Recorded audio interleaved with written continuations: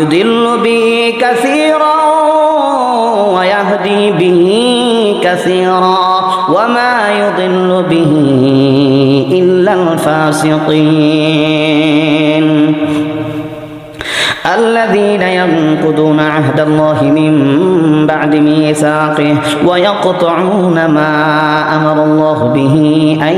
يوصل ويفسدون في الأرض أولئك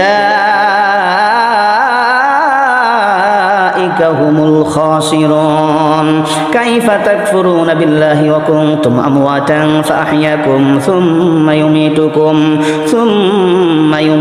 ثم يحييكم ثم إليه ترجعون هو الذي خلق لكم ما في الأرض جميعا ثم استوى إلى السماء فسواهن 7 سماوات وهو بكل شيء عليم